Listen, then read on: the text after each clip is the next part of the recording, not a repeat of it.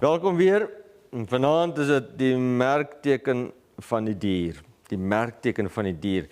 Die finale toets van gehoorsaamheid. Wat is die finale toets vir die Here wat geplaas gaan word op die kinders van die Here? En elke era het 'n toets gehad. Elke era is daar iets wat die Satan 'n punt mee bedryf. Hy dryf hulle tot 'n punt toe met 'n sekere ding. En soos byvoorbeeld in die donker eeue was dit nou die hele verlossingsverhaal en die Maria aanbidding, dit was op 'n punt gedryf gewees. Of as jy nou terugvat daarna Daniel en sy vriende, was dit ook die beeld, sal ek hierdie beeld aanbid of gaan ek vuur oontoe? Weet, daar's altyd hierdie tipe van 'n toets waardeur God se kinders gaan ek gehoorsaam wees aan God en sy gebooie wat hy wil hê, of gaan ek soos Kain wees en my eie ding bring, weet, my eie offer bring, my eie manier, is dit mensdiens of godsdiens? Weet, daar kom altyd 'n toets of 'n vraag wat die Here op die tafel, maar Jesus self was getoets, ek bedoel, hy was versoek, 3 maal versoek, hy was tot die dood toe getoets. So ja, daar's altyd 'n loyaliteitsverhaal wanneer dit kom by aanbidding. En so is dit ook in die finale verhaal wat ons in Openbaring kry, is daar hierdie klimaks van 'n toets wat deurgaan. Maar voor ons dan begin, kom ons bid saam. Liewe Heer, ons smeek U elke aand om naby te kom. Ons maak U woord oop. U het beloof U sal U Gees stuur om ons in alle waarheid, en U woord is die waarheid, te lei. So ons vra dat U ons vanaand weer eens sal lei deur, terwyl ons hierdie skildery van die merk van die dier gaan inkleer, dat U dit vir ons sal duidelik maak. En U het beloof waar 2 of 3 in U naam teenwoordig is, sal U ook wees, so asseblief kom lei ons in U Bybel, in Jesus naam. Amen. Nou, gisterand, die vorige lesing het ons gekyk na die dier uit die aarde. En ek gaan net gou-gou deur daai verse lees, want dis deel van hierdie verse wat die merk van die dier binne-in het. En kom ons lees dan net weer saam. En uit die aarde, ons het gesien, die aarde is nie die see nie, die aarde is 'n ander gebied, ander gedeelte, en uit die aarde het 'n ander dier, soos nie die dier uit die see uit nie, dis nie die pauslike mag nie, 'n ander dier sien opkom, en hy het 2 horings gehad, net soos 'n lam, en het gepraat soos die draak. So ons het gesien hoe hy het goeie begin gehad, 'n Christelike begin, definitief 'n Bybelse begin gehad, volgens Christus, maar soos hy aangaan is, begin hy sy autoriteit uitvoer, begin hy al hoe meer soos die draak te praat. En hy oefen al die mag van die eerste dier uit voor sy oë. Wie is die wêreldmag nou? Is dit die pausdom? Wel, dalk agter die skerms, maar wie is aan die voorgrond? Wie oefen dit uit? Wie oefen daai mag uit?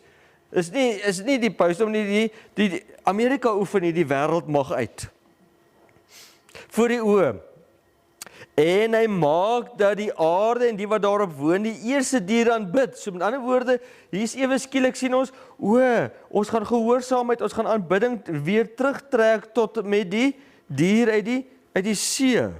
Ons het gesien uit gisteraand se lesing, het ons gesien dat tot daai Project 2025 se geskrifte en goedjies, wie is die oorsprong van dit? Ja, ons sien ook die katholieke verhaal, hulle is deel van hierdie hele prent.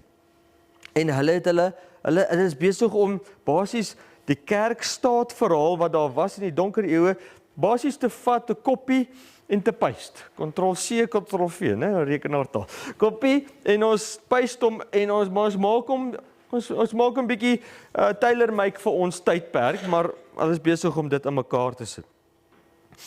En hy oefen al die magtigheid van die eerste dier uit voor sy oë, en hy maak dat die aarde en die wat daarop woon, die eerste dier aanbid, waarvan die dodelike wond genees is.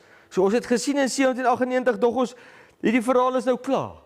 Hierdie mag wat in die kerk sit, is nou dood. Napoleon het hom in die tronk gewerp. Maar die Satan het klare plan gehad, want hy hou daarvan om deur hierdie mag te werk, want hy kan in die kerk sit. Hy doen ook groot tekens, sodat hy selfs vuur uit die hemel laat neerdal op die aarde voor die oë van die mense. Nou hierdie kan ons in 'n volgende lesing na kyk. Wat beteken dit spesifiek? Maar definitief sien ons, hier's groot tekens en wonders wat deurkom.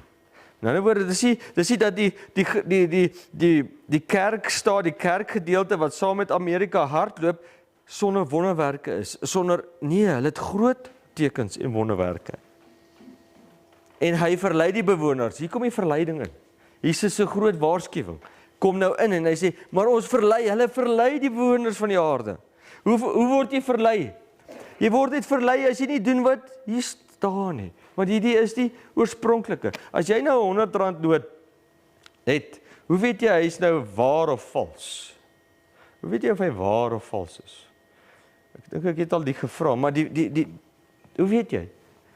As jy nou kyk, jy kan sê, man, hy moet nou, as jy deur die lig kyk, moet hy nou daai watermerk hê, en hy moet die streepietjies op hê, en hy moet die nommertjie hê, en hy moet, weet jy, 'n paar goedjies. Of jy kan net 'n regte een vat, en jy vat die valsie, en jy kyk so vir die twee, gaan jy die verskil sien. Ja, dan gaan jy nou kan sien, wat is waar en wat is vals. So met ander woorde, as jy misleiding wil misloop, dan moet jy begin doen wat hier staan, kyk wat hier staan, en vergelyk met wat werklik op die tafel lê. En dit is hom gegee om 'n gees aan die dier se beeld te gee, sodat die dier se beeld, vers 15, die dier se beeld ook sal praat. In ander woorde, hy het ook autoriteit, die beeld wat hulle gaan skep van kerk en staat, gaan autoriteit hê, en hierdie autoriteit, en ook sal maak dat almal gedood word wat die dier se beeld nie aanbid nie. Jo, so hier sien ons, hier gaan 'n uitdaging kom. Nou ons het gisterand klaar gesien hoe van die denkers in Amerika sê, wag ouens, ons kan nie hierdie, dit is fantasties, ons is Christene, heeltemal fantasties. Maar ons kan nie nou staatsgeld vat, belastinggeld vat, en laat die politici ewe skielik 'n ding reël, en dat die staat en kerk een word nie, want op die einde van die dag is staat en kerk een word, weet ons wat is volgende. Ons is presies dit wat die voorvaders nie wou hê nie, want hulle het juist gevlug van die donker eeue af, van die kerkstaatsverhaal, van vervolging in Europa, het hulle gevlug van dit af weg. In Suid-Afrika het ons voorouers altyd net gesê van die rooi gevaar, as hulle van Rooms-Katolieke gepraat het, dan het hulle van die rooi gevaar gepraat. Hoekom? Want dit is die vervolging wat saam met die stelsel kom. En so is dieselfde wat op pad is, wat nou besig is om by mekaar te kom. En hy maak dat aan almal, klein en groot, en rykes en armes, en vrymense en slawe, hier kom dit nou, 'n merk op hulle regterhand. Nou, dit is baie interessant, hier is 'n en, maar in die Engels is dit 'n of. Of op die of op die hand is. Met ander woorde, ek wil net sê, hierdie merk van die dier, die dier kan nie 'n seël hê nie. Hy is nie God nie. Hy kan nie 'n seël hê nie. Hy kan net 'n merk hê. Met ander woorde, hy kan jou nie verseël nie. Hy is nie die koning nie. Net 'n koning kan nie die seël hê wat jou kan verseël. Hy's 'n namaaksel. So hy het net 'n merk wat hy kan maak. En hierdie merk wat hy maak, is natuurlik, wat ons vanaand gaan uitvind, kom op jou voorkop, of op jou hand. Die Afrikaans sê nou en, maar daar's 'n rede hoekom dit heel moontlik, natuurlik as jy na die Grieks kyk, lyk dit meer of meer reg is as die en. Maar ons sal nog kyk daarna. Sodat niemand kan koop of verkoop nie, behalwe hy wat die merk of die naam van die dier of die getal van sy naam het. Behalwe hy wat die merk of die naam, so hier kom karakter, né? Of die getal, onthou jy die 666 het ons mooi uitgesien, dit koppel met verheerliking, daai karakter is selfverheerliking, ek wil myself gelykstel met die allerhoogste, met ander woorde, ek is my eie God, die yin-yang, ek is met ander woorde, ek wil so opgaan tot die enlightened one, tot die een waar ek my eie God kan wees, ek is in rebellie basis teenoor die skepper God. En so met ander woorde, ons het 'n keuse. Ons het of die naam van die dier op ons kop, of ons het die seël van God en ons dra Jesus se naam op ons kop. So ons het een van die twee karakters, of 'n selfverheffende karakter, van ek sal besluit, wat is my offer wat ek bring, soos Kain gedoen het, of ek is Abel, en ek het myself verneder, en ek sê, Here, vergewe my, en asseblief kom werk in my hart, haal my kliphart uit, geef my hart van vlees, maak my 'n nuwe mens, en skryf u naam asseblief op my, seël my asseblief. En julle sal sien, hierdie kontras in die Bybel kom al hoe sterker voor in Openbaring. So het ons gisteraand gesien. Die dier kom na die seedier, ons het gesien, die dier het 2 horings. Dis natuurlik die left wing en wat was dit? The right wing en the left wing, en dit was die skielik gaan ek blank, die demokrate of die Republikeine. Goed, so ons het gesien, daai 2 groepe, het ons gesien, dis die twee magte. Die dier uit die aarde, dit kom uit die aarde uit, die dier word vergelyk met 'n lam. In kontras met die lam praat hy soos die draak, as hy autoriteit deurkom. Hy maak 'n beeld van die eerste dier, en dan die dier se geestelike kant word al hoe sterker, soveel so dat die mag wonderwerke doen, selfs vuur uit die hemel. En dan verhinder hy vryheid van spraak tot by die doodstraf, en dan implementeer hy die merk van die dier, en hy verhoed dat ons kan koop of verkoop. Maar goed, kom ons kyk dan nou, wat is hierdie 666? Wat wil die Here met hierdie merk van die dier vir ons deurbring?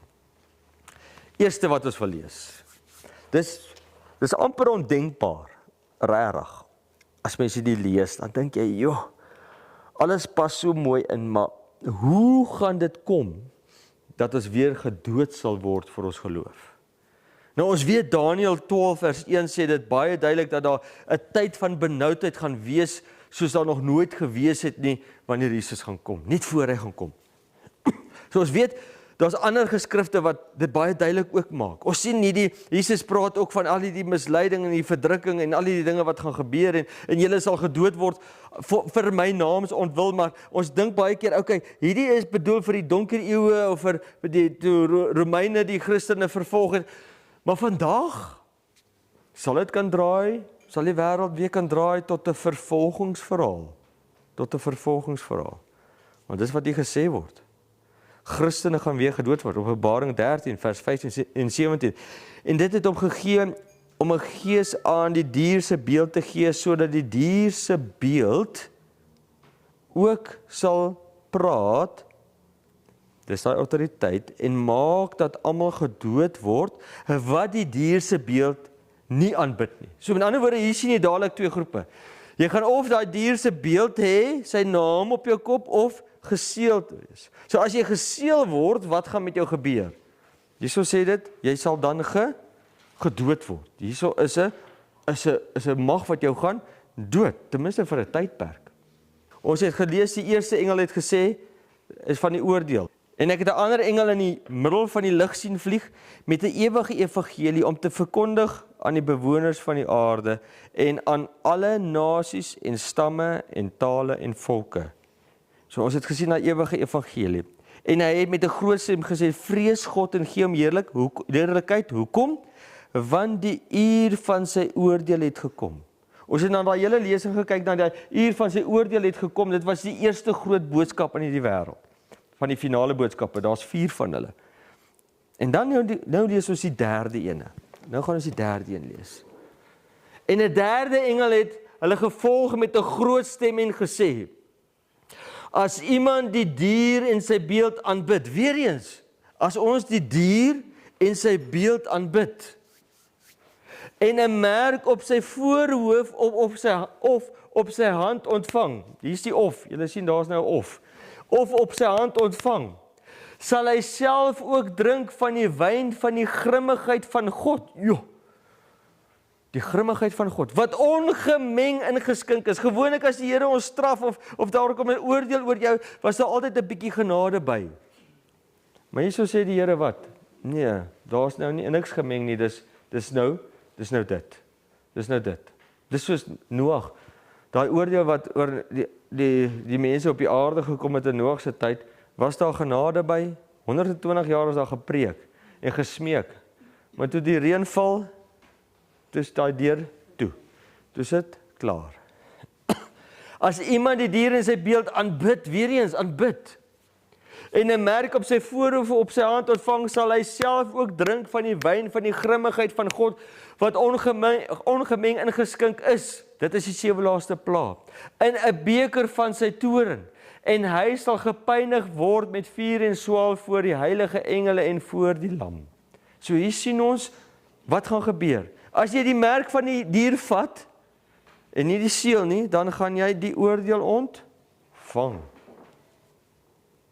Ja, mense.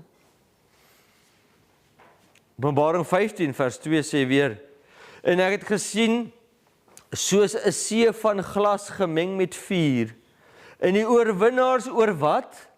Met ander woorde, hierdie is 'n stryd, mense. Hierdie is nie net 'n eenvoudige besluit nie, dis 'n stryd. Sodra jy vir die Here kies, dan het jy 'n stryd. Dis makliker om te gaan vir wat? Vir die dier se beeld, die dier se merk. Dis makliker, want daar staan dit. Die oorwinnaars, jy gaan nie oorwin as dit net so is van, okay, whatever, ek gaan slaap as dit verby is, maak my wakker. Jy weet, dit gaan nie werk nie. Daar staan, en die oorwinnaars oor die dier en oor sy beeld en oor sy teken en oor die getal van sy naam, met ander woorde, ek wil in die plek van God besluit wat ek wil doen in die lewe. Het ek by die see van glas sien staan met sieters van God. So in ander woorde, wanneer ons oorwin, as ons daai getal van sy naam, van hy selfverheerliking, ek sal besluit, jy sal nie vir my sê nie, nee, ek gaan dit nie vat nie. Wat sal gebeur? Dan gaan jy nie voor God staan nie. Jy gaan nie hemel toe nie. Ekskuus. Dis maar net hoe dit is. Ek gaan vir julle in Engels lees. And I saw as it were a sea of glass mingled with fire, and them that had gotten the victory over the beast and over his image and over his mark and over his number of his name stand on a sea of glass having the harps of God. Met ander woorde, ons moet daai oorwinning doen, ons moet 'n besluit maak, maar besef net, as jy daai besluit maak, is daar 'n stryd. Maar tog, gaan ons hemel toe. 7 laaste plaag. Jy het agtergekom, ons het nou Openbaring 13 gelees, toe 14 gelees, toe 15 gelees, nou is ons in Openbaring 16, dis in die plaag. Toe gaan die eerste een weg en gooi sy skaal op die aarde uit, en kwaaibose swere het aan die mense gekom, wie het dit gekry? Van Jesus af, wat die merk van die dier gehaat het, en sy beeld aanbid het. So wie kry hierdie plaag? Baie duidelik. Baie duidelik. Nou is ons in Openbaring 20, nou is ons al verby die wederkoms. Nou is ons in die hemel. Nou is ons in die hemel. En ek het trone gesien, hierdie is nou donderdag aand, gaan ons in diepte oor hierdie hoofstuk gaan. Openbaring 20 is donderdag aand. En ek het trone gesien en hulle het daarop gaan sit. En aan hulle is die oordeel gegee. Die oordeel is gegee. Sien julle, maar dis nou donderdag aand, net so 'n skyfietjie oop daar, net vir so 'n oomblikie. Aan hulle is wat gegee? Die oordeel. Onthou, ons is nou God is besig met die oordeel. Aan wie gaan daai oordeel gegee word? In ander woorde, die ondersoekende oordeel is gedoen, elke mens se lewe word ondersoek. En dan op 'n stadium in die hemel gaan wat gebeur? Boeke gaan geopen word en vir jou gaan 'n oordeel gegee word om na te kyk. Maar dis nou oor 2 aande, oor 2 lesings. En ek het die siele gesien van die wat onthoof is oor die getuie van Jesus en oor die woord van God. En die wat die dier in sy beeld nie aanbid het nie, en die merk op hulle voorhoof en op hulle hand nie ontvang het nie. En hulle, wie hulle? Die wat nie daai merk gevat het nie. En hulle het geleef as konings en geregeer saam met Christus die 1000 jaar lank. Met ander woorde, as ons die seël van God vat in plek van die dier se merk, dan wat dan? Dan gaan ons waarheen? Dan is ons in die hemel. Dis nie my woorde nie, dis God se belofte. Dis God se belofte. So, wat is die dier? Ons het die hele aand daaraan gespandeer. Ek gaan net so 1 of 2 versies bymekaar sit vir ons om te dou. En ek het die dier uit die see, menigtes, nasies, tale, Europa, Midde-Ooste, sien opkom met 7 koppe en 10 horings. En op sy horings 10 krone en op sy koppe 'n naam van godslastering. Ons het daai godslasterings goed gelees, hoe hulle self gelykstel met God. Hoe hy gedink het, weet jy wat, ek kan tot gaan en ek kan al sy ordinasies verander. Ek kan dit verander dat dit by die heidene aanpas. Sy godslastering verder, ek kan mense vergewe. Dink nie daaraan. In God se plek staan en mense vergewe. Maar nie dit nie, ek gaan so ver gaan, ek gaan tot sy wet verander. Ek gaan so met die tweede wet, saam met die eerste een las, het ek vandag gelees, nie, hulle klein maar daai twee bymekaar gesit, maar ons aanbid beelde. So die tweede een is eintlik net mooi, hy's net weg. Die vierde een het ons gou verander, omdat ons die tye van die wet ons verander. En die dier wat ek gesien het, was soos 'n luiperd, en sy pote soos die van 'n beer, en sy bek soos die bek van 'n leeu. Dis heeltemal Daniël 7. En die draak het hom sy krag gegee, en sy troon en groot mag. En die draak het hom sy krag gegee. Dis al die pad die duiwel se toe doen. Maar wie is dit? Openbaring 17 vers 9 en 18 het ek nog nie vir julle gelees nie. Nou gaan ek dit bylas. Oor die dier met 7 koppe en 10 horings. Hier kom die verstand wat wysheid te pas. Die 7 koppe is 7 berge waarop die vrou sit. En die vrou wat jy gesien het, is die groot stad wat heerskappy voer oor die konings van die aarde. Nou wat se stad is op 7 heuwels? Rome. Daar is net een stad op 7 heuwels. En by dit alles is daar net een stad wat oor die aarde regeer. En dit is Rome. Dis Rome. Toe moet ons raai, wie is die dier? Ons hoef nie te raai nie. The 7 hills in Rome are a group of hills to the east of the the Tiber River, the main river within the city. These hills are important as they are considered the center of the city of Rome, and it was around them that the city was began back in 753 BC. The 7 hills are as follows. Dan noem hulle die hele lot daarop. Dit is 'n bekende feit. En regeer hy oor die wêreld ja, vir baie lank, behalwe vir die tyd toe hy nou sy wond gekry het. Hy so 'n bietjie teruggeval, né? So 'n bietjie teruggeval. Wat het die dier gedoen? Ek het gesien dat hierdie horing oorlog voer met die heiliges en hulle oorwin. Nou hoe het hy die heiliges oorwin? Hoe? Ja, daar was partykeer fisiese swaard gevegte ook, baie van hulle. Ja, daar's baie van hulle uit hulle baie mense uitgemoor, maar dit is nie net deur die Franse Hugenote en al die ander Anabaptists en al die ander uit te moor nie. Dis nie die enigste manier hoe hy geveg het nie. Hoe het hy ook die heiliges oorwin? Hy het hulle oorwin deur wat? Hy het hulle oorwin deur om hulle heiligheid van hulle af weg te probeer vat. Hy het hulle oorwin deur om hierdie boek van hulle af weg te vat. Vir 1260 jaar was hierdie boek weggevat van die gewone mens. Hulle mag dit net gesien het in Latyn. Hulle mag dit nie eens gesien het nie. Never mind in Latyn. Net die priesters kon. Ek bedoel, Martin Luther was al 'n dokter in sy graad in teologie, toe hy die eerste keer in sy lewe 'n Bybel sien, 'n Bybel wat geketting was in die biblioteek, vasgeketting was. Hoe het hy hulle oorwin? Deur hulle geloof te weg te vat, af te water, tot 'n valsheid te maak.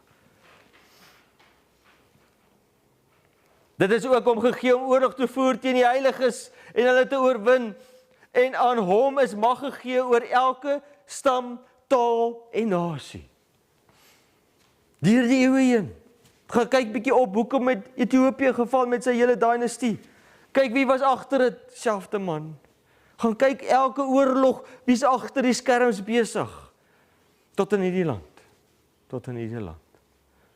Maar die voorhoof buitekant die tempel moet jy uitlaat en dit nie meer nie, want dit is aan die heidene gegee.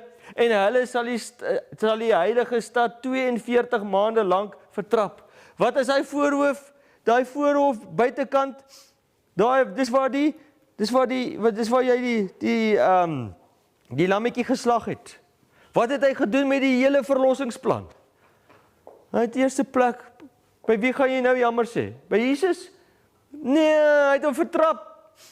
Waar gaan jy jammer sê nou? Jy moet sommer by die priester asseblief kom sê by die priester, al julle sondetjies, en so het hulle geheime diens gedoen.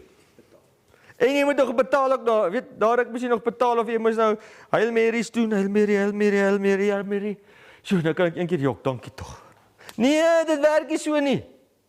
En boonbehalwe dit vat hy daai tweede gebod, en hy vat dit uit, so het ons geweet, ons moes jammer sê dat ons Maria aanbid. Ons het nie geweet nie. Het ons geweet, ons moenie die eerste dag van die week heilig hou nie, nee, ons het nie geweet nie. Hoekom? Want hy het dit verander. Het ons dit geweet? Nee, my voorouers het niks geweet nie. My ouma was 'n NG, my oupa was dopper, my pa was NG. Hulle het nie geweet nie. Hoe het hulle oorwin? Deur om vir hulle 'n verandering te maak tot in die wet, wat vir jou moet sê, wat is sonde? Tot dit het hy gaan verander. Geen wonder, die heiligdom is vir 42 maande, dis die 1260 jaar, ek het julle daai aand gewys, 42 maande is dieselfde as 1260 dae, is dieselfde as 3,5 jaar, as jy 12 maande vat, as julle die wiskunde doen. Vir daai tydperk is dit vertrap, moet dit nie gaan meet nie, moet dit nie gaan bekyk nie, dit is gegee vir hulle gaan daai buitekant vertrap, en het hulle dit vertrap. Ja, jy het nie eens geweet waarvoor moet jy jammer sê nie. En dan gaan sê jy nog by die verkeerde en ook jammer. En dan het Jesus nie eens in jou plek gekruisig nie, dankie tog van Martin Luther hulle wat dit uitgefigure het, dat jy agterkom, maar dit gaan nie oor meriete nie, dit gaan oor dat hy in jou plek gesterf het. En ek het een van sy koppe gesien, dodelik gewond was, en sy dodelik gewond is genees, en die hele wêreld het verwonderd agter die dier aangegaan. Wat het die ekumene nou gedoen? Wat doen die kerke? Hulle het alweer gaan teken, die wêreldraad van kerke, almal het by die paus gaan teken, ek het dit vir julle vorige aandag gewys. Hulle is weer besig om terug te beweeg na die sogenaamde moederkerk. Martin Luther draai in sy graf om as hy dit sien. Waarvoor het hy geprotesteer? Wat het die dier gedoen? Openbaring 13 vers 4, en hulle die draak aanbid wat die dier mag gegee het. Hoe aanbid jy hom nou skielik? Want dit is sy leerstellings, is nie God se nie. En die dier aanbid en gesê, wie is aan die dier gelyk? Wie kan teen hom oorlog voer? Teen wat was die draak se oorlog? Waarteen het hierdie draak, onthou in Openbaring 12 het ek met julle gehanteer, waarteen het hy gaan veg? Wat was sy groot geveg, wat hy tot die einde gaan hê? Kom ons lees dit. En die draak was vertorend op die vrou, wie is dit? Dis God se kinders.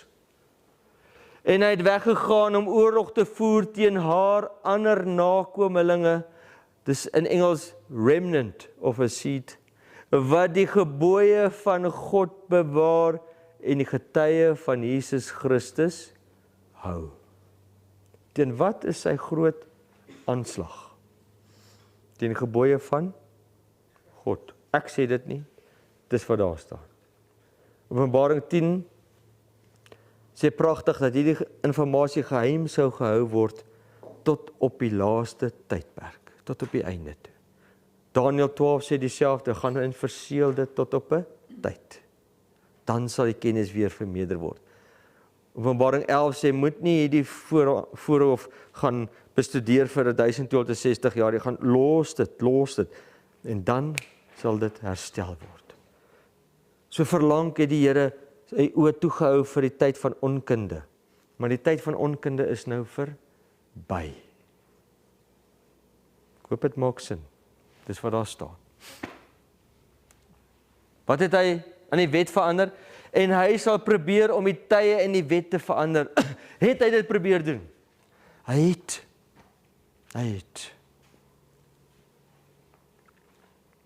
Kom ons gaan lees weer.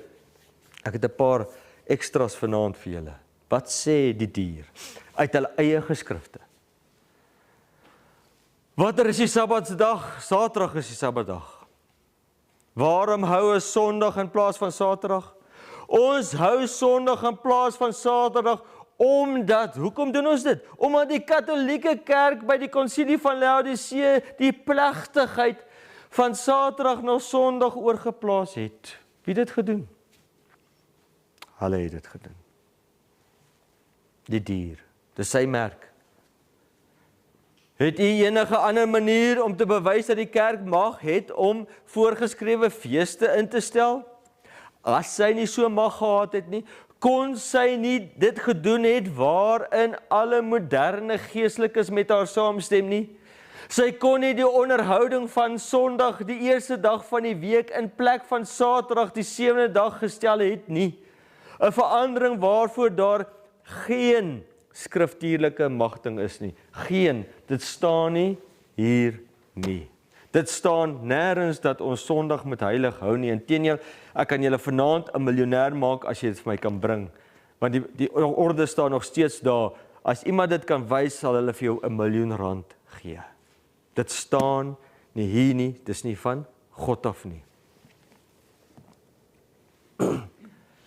Hoe bewys jy dat die kerk die mag het om feeste en heilige dae te beveel? Antwoord. Deur die daad self van die verandering van die Sabbat na Sondag, wat protestante toelaat en daarom weerspreek hulle hulself dwaas, deur Sondag streng te hou en die meeste ander feeste wat deur die Katolieke Kerk te verbreek. Met ander woorde, hulle sê, dis hulle.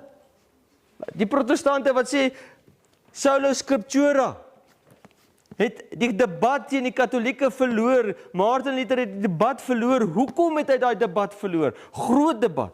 Want toe hulle vir hom uitbring en sê, maar luister, hier staan dan so duidelik, dat jy Sabbat moet hou, maar julle doen dit nie. Toe verloor hulle daai debat.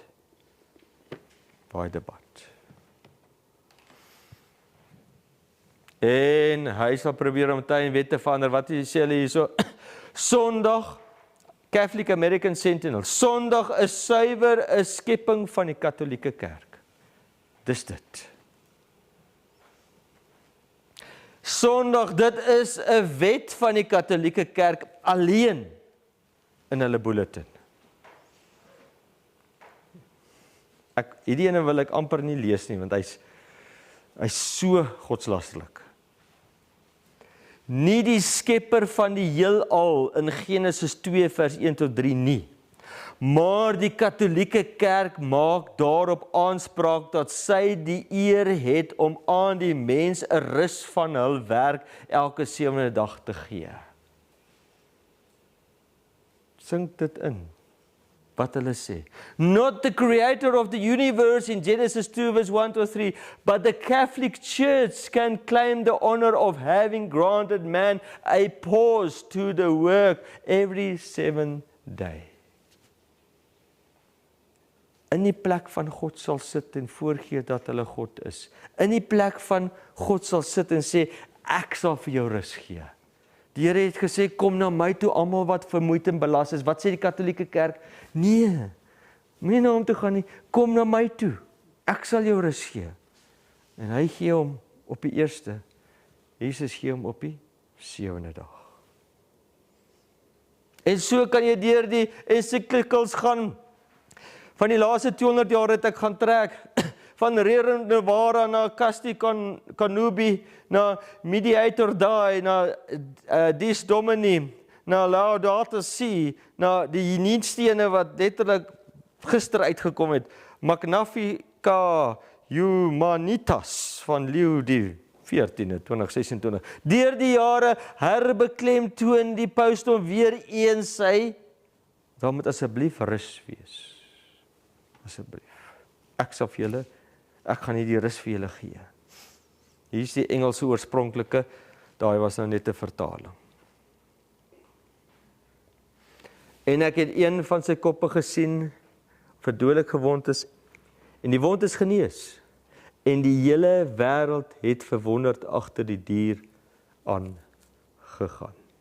Is dit waar of is dit waar?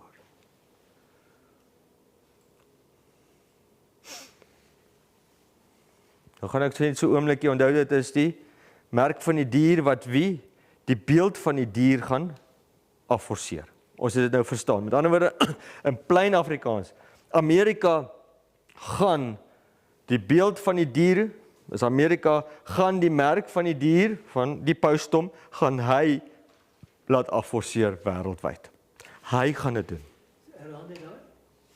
Met ander woorde, Amerika, wat die beeld van die dier skep, hy's besig om daai beeld te skep, kerk en staat, gaan op 'n punt kom, waar hulle gaan, en hulle gaan die merk van die dier vat, en gaan afforceer wêreldwyd. Merk van die pausdom.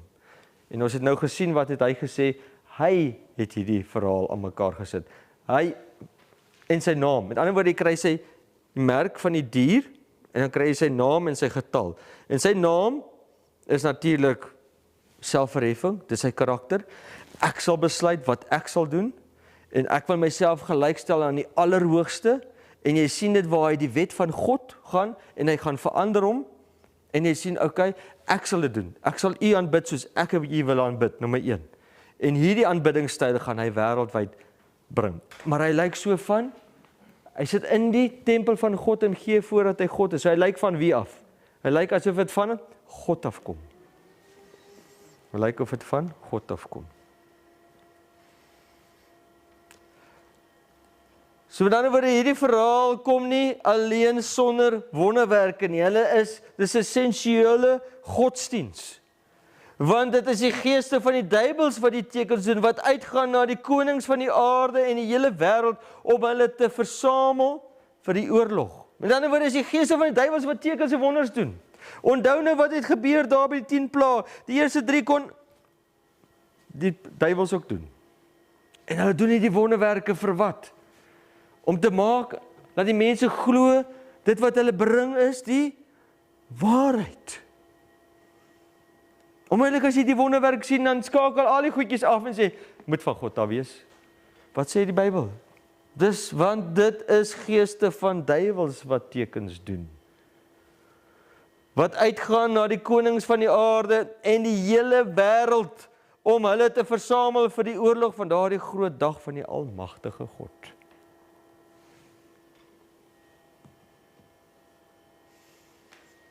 Nou is die vraag, wat is die doel van die beeld van die dier? Die beeld handhaaf die dier se leer. Hy gaan dit uitoefen. Hy gaan hierdie wette, hierdie maniere van hy gaan die dier se beeld skep en hy gaan dit afforceer. Hy gaan daai wette, daai karakter op die mense forceer, die rebellie, gaan hy laat gaan deur die wêreld deur. Hy gaan daai rebellie bring. Wie gaan dit doen? Amerika gaan dit bring. Dis wat sy doel is. En hy oefen die mag van die eerste dier uit voor sy oë. Amerika doen dit. Hy voer daai mag uit. En hy gaan dit afforceer wêreldwyd.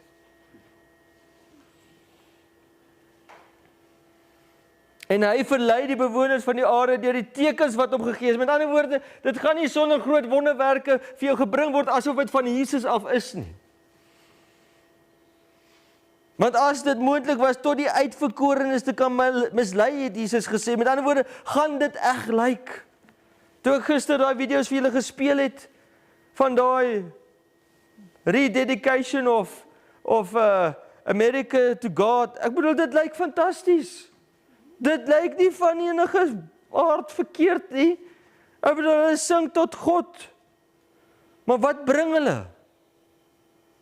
Hulle bring 'n nuwe godsdiens deur. Hulle bring, met ander woorde, hulle bring die dier se verhaal, die beeld van daai dier, 'n afvallige godsdiens wat hulle op die tafel neersit.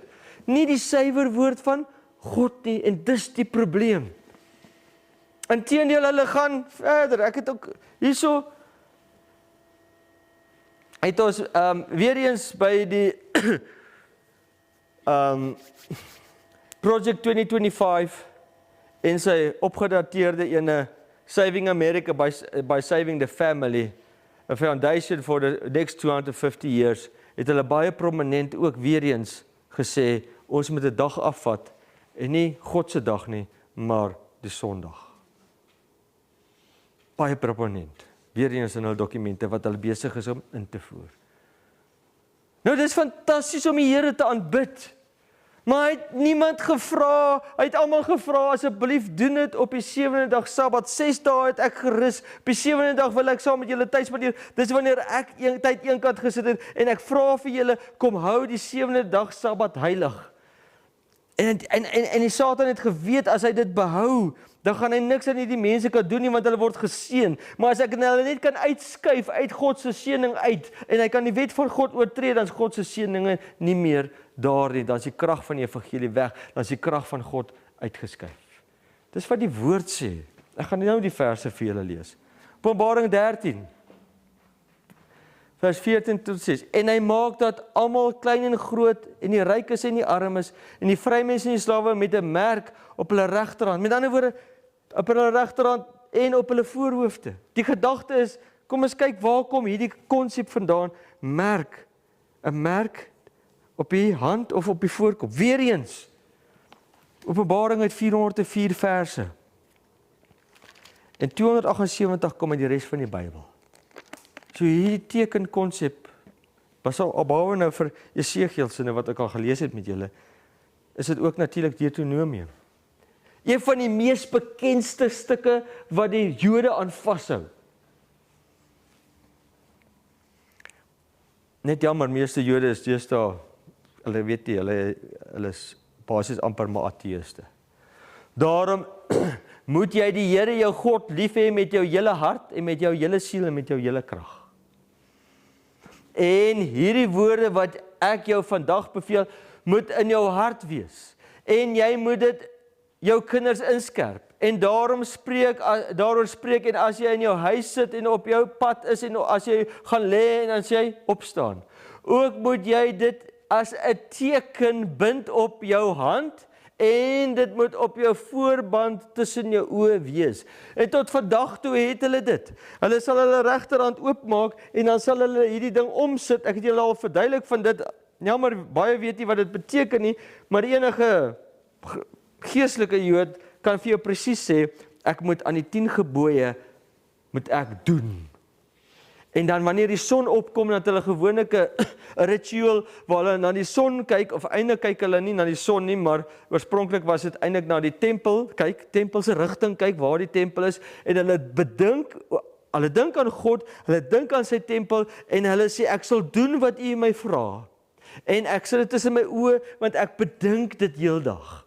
En elke oggend rededicate hulle lewe aan God. Dis presies wat Paulus gesê het, ek sterf dadelik, ek gee myself daaglik oor aan u. Dit kom van waar af? Deuteronomium.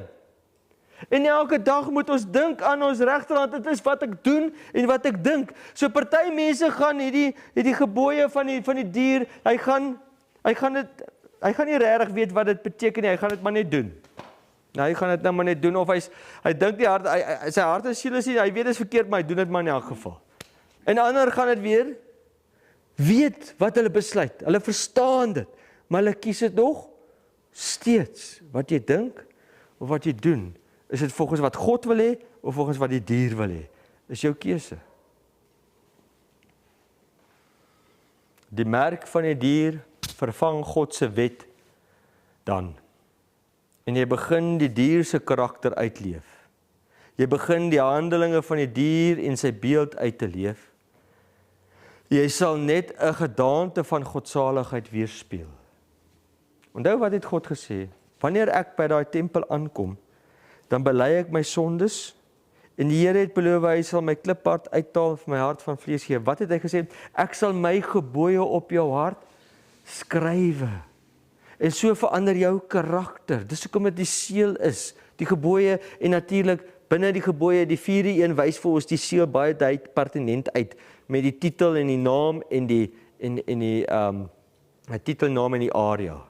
Baie pertinent, maar daai gebooie van die geliefde is dan op jou hart geskrywe. Maar hoe kry jy dit daar geskrywe? Hoe kry jy dit daar by jou? Dis deur om te gaan sê ek is jammer en te bekeer.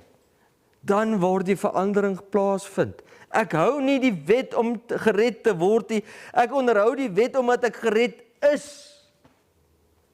Omdat ek gered is, verander die Here jou hart en jou verstand en jou karakter. Jy sal net 'n gedaante van godsaligheid weerspieël. Jy onderhou nie meer God se wet nie, maar die dier se beeldsinne en die beeldsinne. Jy vrees nie meer God nie, maar die dier en sy beeld.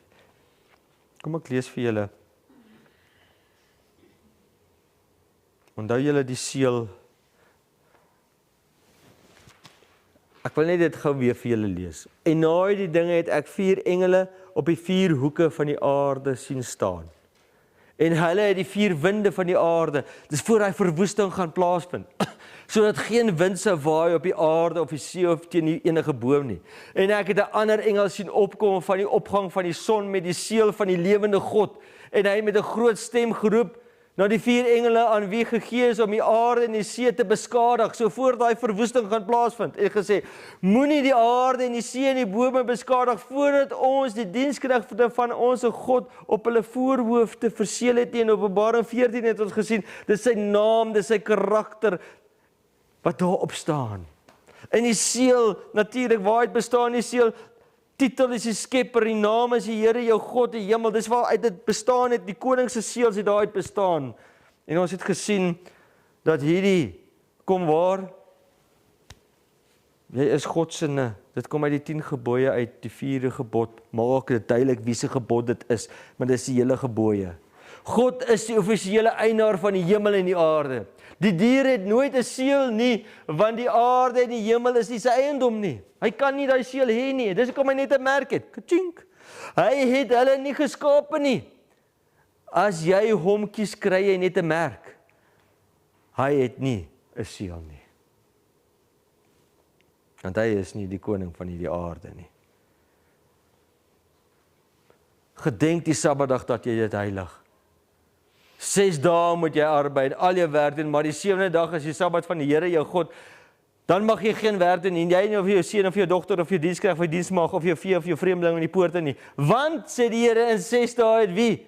Daar is hy. Die Here, dis sy naam. Waar is sy area? Die hemel en die aarde gemaak. Dit is sy titel. Daar staan dit. Hy is die skepper God. Binne in sy 10 gebooie staan dit daar. In Hebreërs vind ons dit elke keer. Ek wil net vir julle sê elke keer wanneer God oor die oordeel praat, dan bring hy iets van die gebooie in, en veral die 4de gebod. Hier in Hebreërs waar die hele oordeelverhaal in breë verduidelik word, sien ons dit baie duidelik, het hy weer, want hy het ergens van die 7de dag so gespreek, skielik bring hy dit in, en God het op die 7de dag van al sy werk gerus. Hy vat jou onmiddellik skepper toe, hy vat jou sê, ek is die skepper God. En elke keer sy oordeel praat hy oor die skepper God, hy praat oor hy 4de gebod, hy praat oor die gebooie, hy vat jou terug soontoe, hy sê, hierdie is waarmee ek jou gaan oordeel. Ek gaan jou oordeel teen die wet van God. Ek gaan jou daaroor oordeel. Ek weet jy kan dit nie hou nie, dis hoekom ek vir jou gesterf het, maar jy moet daarom jammer sê. Jy moet sê jammer vir wat jy verkeerd doen. As jy gesteel het, moet jy sê jammer. Want die woord van God is lewendig, en dis wat interessant is.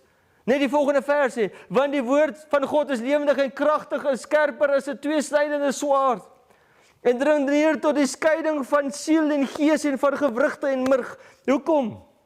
Want wanneer die gebooie inkom, hou ek dit of nie, gaan ek God se gebooie hou, of gaan ek dit een kant gooi? Onmiddellik gaan dit dwarsdeur tot binne in jou. En dit maak oop. Die woord van God is lewend en kragtig en skerper as 'n tweesnydende swaard. En dring deur tot skeiding van jou siel en gees. Hy oordeel jou tot on jou diepste binneste. Wil jy God dien of wil jy nie? Is die vraag. En dis wat die Here wil hê, dis wat die 10 gebooie vir ons doen. Gaan ons die Here gehoorsaam of gaan ons nie? Gaan ons sy seël aanvaar of gaan ons die merk van die dier en sy krag aanvaar? Dis jou keuse wat ons elkeen moet maak.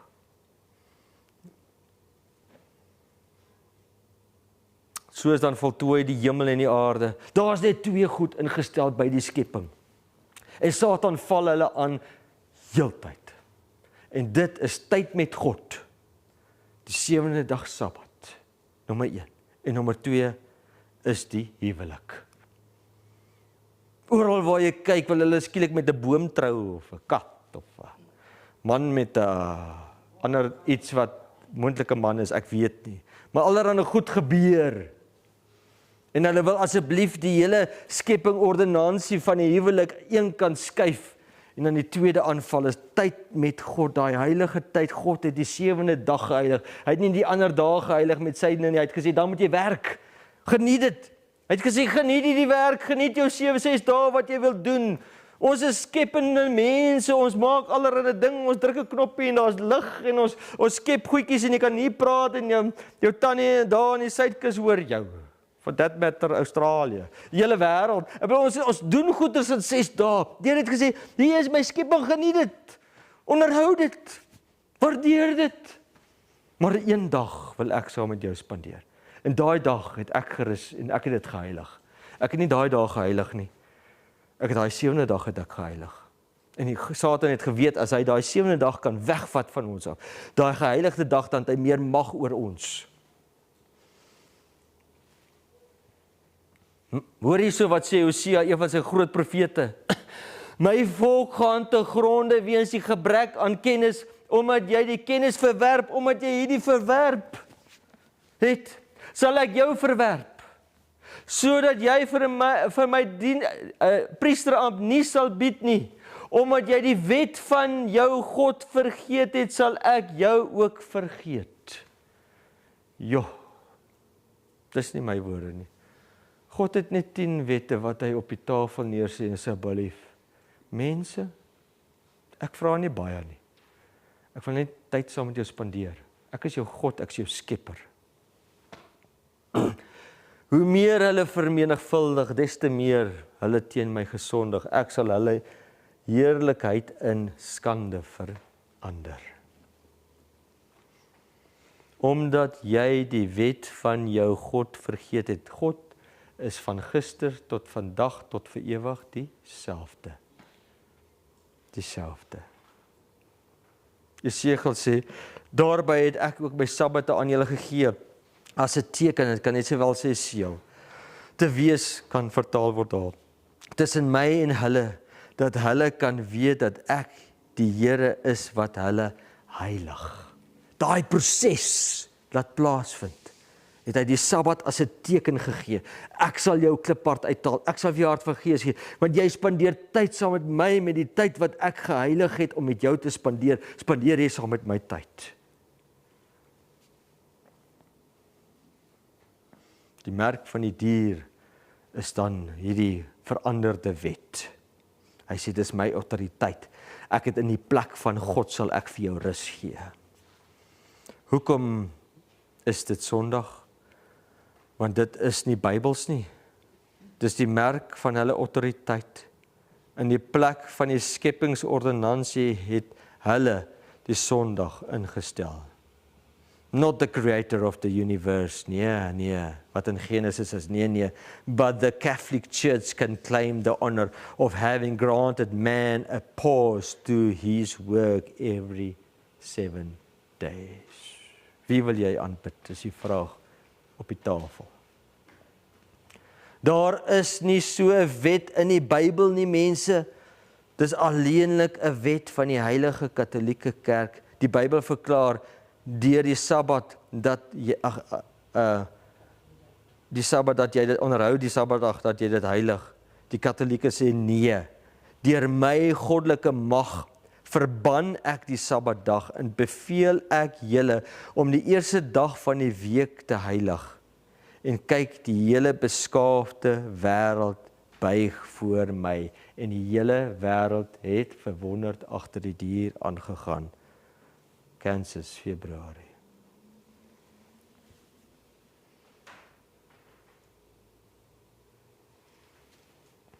In die plek, die merk van die dier is die Sondag. In die plek daarvan dat jy God se karakter ontwikkel, deur om tyd saam met hom te spandeer op die Sabbat, verklaar God dat jy die merk van die dier op jou voorkop sal kry. Die karakter van die rebel. Gaan jy saam met hom rebelleer? Kom ek lees vir julle 1 Samuel. 1 Samuel 15. Dis nou Samuel wat praat. So. En Saul moes 'n paar ouetjies gaan uitsort en hom met die banvloek tref en toe doen hy dit nie. Toe bring hy nou 'n klomp beeste en die koning terug en hy's nou ongehoorsaam. Hoor wat sê Samuel vir hom. Ongehoorsaamheid is so erg soos waarsêery. Ongehoorsaamheid is so erg soos waarsêery. En eie sinnigheid, met ander woorde, ek sal besluit hoe ek God sal aanbid. Ek sal. Eie sinnigheid is soos die sonde van afgoderry. Omdat jy die woord van die Here verwerp het, het hy jou verwerp as koning. Van daardie dag af, het God Saul verwerp. Inteendeel, Samuel het nooit weer vir Saul gesien nie. Hy's weg. Hy het hom verlaat. As jy vers 24 wil bylees, dan sien jy, hy sê, ek het gesondig, ek is so jammer, ek het die mense meer gevrees as vir God, sê hy vir Samuel in vers 24. Geen wonder God sê, vrees God en gee hom heerlikheid. In Prediker sê dit, vrees God en onderhou sy gebooie, want dit geld vir alle mense. Vir alle mense. Hoekom moet ons God vrees? Die een wat jy die meeste vrees, gaan nie gehoorsaam. Hoor dit. Dis 'n heilige ontzag, as jy dit so wil vertaal. Die punt is, die een wat jy ontzag het voor, die meeste ontzag voor het, gaan jy voor sê ja. Jesaja sê, ek wil van die duiwel het gesê, ek wil klim bo die hoogste van die wolke, my gelykstel met die allerhoogste. Wil jy jouself gelykstel en besluit met die allerhoogste en besluit wat jy moet doen en hoe jy moet glo, of wil jy vir God luister en by hom hoor? Jakobus sê vir ons, want wie die hele wet onderhou, maar in een opsig struikel, het aan almal skuldig geword. Dis hoekom Daniël se 3 vriende nie wou buig nie.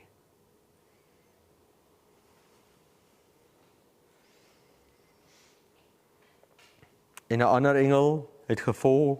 Nou gaan ek na julle gou vat. Ek is so te sê klaar, hoor. Ek wil julle net gou vat na die tweede engelboodskap. Die tweede engel. Ons het die eerste een gelees van die oordeel. Die laaste ene het gesê dat jy die plaas sal kry basies. En dan die tweede ene. En 'n ander engel het gevolg en gesê, geval het Babylon, die groot stad, omdat sy al die nasies laat drink het van die wyn, van die grimmigheid van haar hoerery. Die Here voorspel hier so geval. Daai geval noem ons in die Grieks, dit is 'n orus, 'n double orus. Nou 'n double orus word ook bekend gestel as 'n prophetic perfect. So met ander woorde, ek sê iets in die verlede tyds, in die geskiedenis, asof dit van iets wat in die toekoms gebeur. Met ander woorde, ek sê geval het Babylon, maar Babylon nog nie geval nie, maar ek sê dit in die verlede tyd van iets wat toekomstig gebeur, want ek is so seker dat dit gebeur, dat dit al klaar gebeur het. Maak dit sit. Want toe Johannes dit skryf van Babylon wat kom, geval, het hy iemand aangehaal, en daai een wat hy aangehaal het was Jesaja. En Jesaja het tot Babylon nog gestaan, toe sê hy geval. Maar Babylon staan nog. Dit wys vir jou van die sekerheid van hierdie profesie. Dat Babylon gaan val. Hierdie stelsel gaan val. Hierdie stelsel van die dier gaan val. Hy's klaar gewen. God is net besig om sy mense gereed te kry. Maar hierso sê en 'n ander engel het gesê, geval die Babylon, die groot stad, omdat sy al die nasies wat drink het van die wyn, van die grimmigheid van haar hoerery. Al die nasies. Ek wil graag vir julle Markus net bylas hierso. Van hierdie beker vol gemors van haar leerstellings. En die pinnacle is natuurlik hierdie hele konsep van die wette verander van God, waarmee hy jou wil oordeel. Maar te vergeefs vereer hulle my, Jesus praat hierso. maar te vergeefs vereer hulle my deur leerlinge te leer wat gebooie van mense is. Want terwyl hulle die gebooie van God nalat, hou julle aan die oorlewing van mense vas. Wat help dit? Wat help dit? Jy hou aan gebooie van mense vas. Absoluut niks. Dis jou keuse wat jy gaan dra.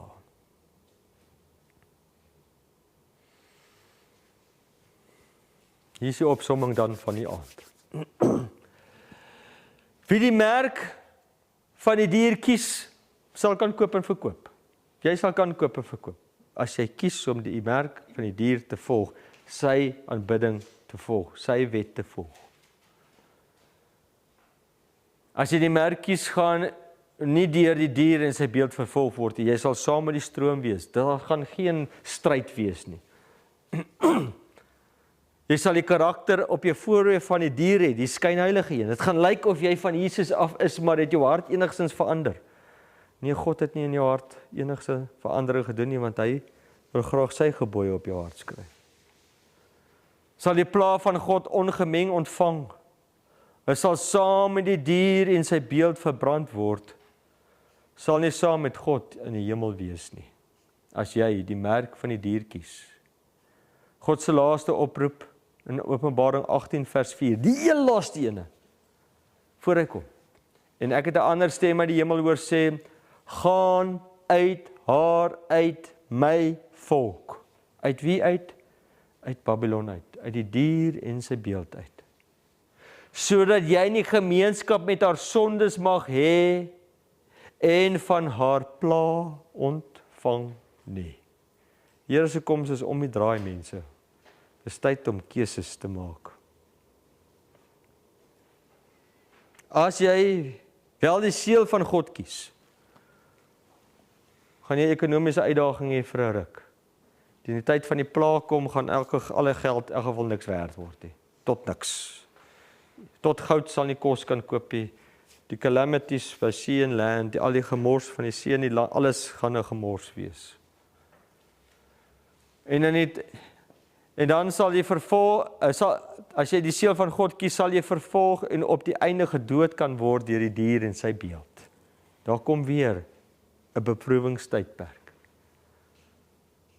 En in die tyd sal Michael, die groot vors, wat oor sy kinders is, van jou volk staan, optree, en dit sal 'n tyd van benoudheid wees, soos daar nie gewees het, van dat 'n volk bestaan het tot op die tyd nie.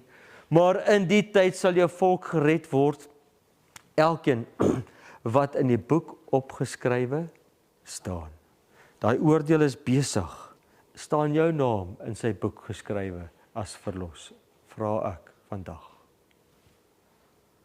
Wie onreg doen, laat hom nog meer onreg doen. Daar kom 'n dag wanneer daai Noag se ark se deur gaan toemaak. Dan gaan die Here sê, wie onreg doen, laat hom nog meer onreg doen, en wie vuil is, laat hom nog vuiler word, dat die regverdige nog regverdiger en die heilige nog heiliger word. As jy die seël kies, sal jy versoen word met God deur die bloed van die lam, want jy het vergifnis gevra. Jy sal verseël word deur God. Jy sal nie deur die 7 laaste pla van God getref word nie. Jy sal nie getref word deur daai pla nie. Jy sal saam met God op sy troon sit en jy sal vir ewig lewe.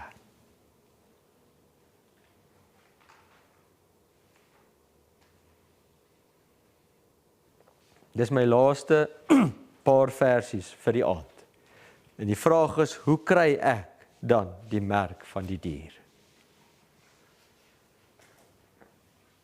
Die teestander, dis nou die antichrist, wat hom verhef bo al wat God genoem word of voorwerp van aanbidding. In ander woorde, ek stel myself hoër as wat God wil hê. Dis nie meer godsdiens nie, dit is my diens, of die dierdiens, of die beeldse dierdiens, maar nie godsdiens nie. Want ek doen nie wat hy wil hê nie. Sodat hy in die tempel van God, as God sal sit en voorgee dat hy God is, dit lyk asof dit so van Jesus af is, dit lyk so opreg. Hy wie se koms is volgens die werking van Satan met allerlei kragtige dade en tekens en wonders van die leuen, daar gaan baie wonderwerke daar wees.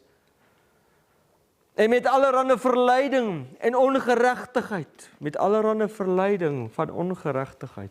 Met ander woorde, hier's 'n verleiding van ongeregtigheid. Wat is ongeregtigheid? Dis die wet van God te oortree. Dis ongeregtigheid. Met allerlei verleiding om vir jou te sê wat jy moet doen, asof dit die wet van God is. Maar dit is nie die wet van God nie.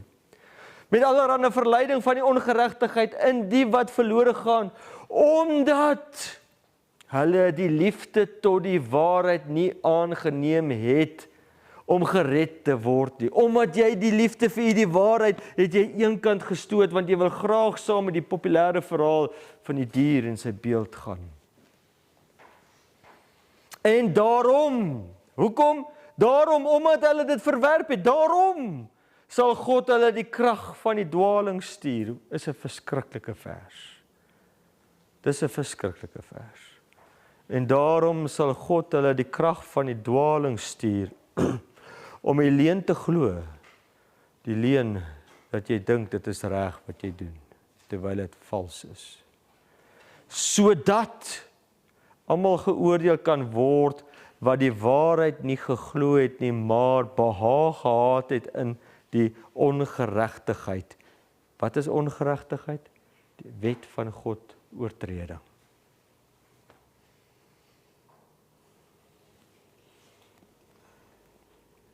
Kies vandag wie u sal dien. As God God is, dien hom. As 'n dier God is, dien hom. Maar vir my en my huis, ons sal die Here, ons Skepper dien. Kom ons bid saam. Liewe Heer, waar U die wêreld 'n valse stelsel op die been gebring het, en U het gesê vir 1260 jaar gaan daardie voorhof vertrap word. U het voorspel dat hulle U wet sou verander en die tyd van U wet sou verander en hulle het dit gedoen. Hulle het probeer.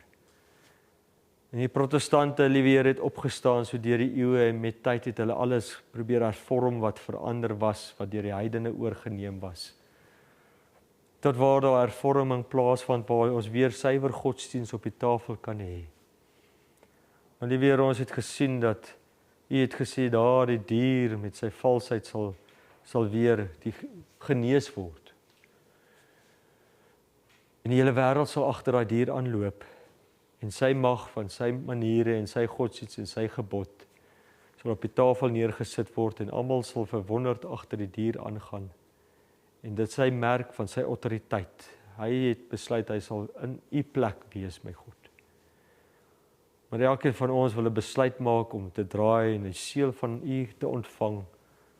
En ons wil graag U karakter, nie die duiwel of die dier of 'n rebelse karakter hê nie, maar U karakter van eengesindheid met U wil ons op U voorkop hê. Ons wil graag ons harte wat so hard is, wil ons uithaal, laat haal deur U en U gebooie op ons hart skrywe, liewe Here, vanaand weer eens gesien, dit sluit in die 4de gebod, die Sabbatsgebod, tyd met U gebod. En help dat ons dit kan doen. Dat ons verander word in nuwe mense, wat ons dit so nodig. En waar jy die klimaks gaan kom, liewe Heer, hou ons vas. Terwyl ons vroeg en laat ons dan vir ewig saam met U kan wees en beskerm kan word op die einde teen U pla. In Jesus naam. Amen. Ekskuus julle. Ek weet dit is dalk 'n harde ene. Maar dit was rof. Dit was rof. Dis of die Here aanbid of die counterfeit.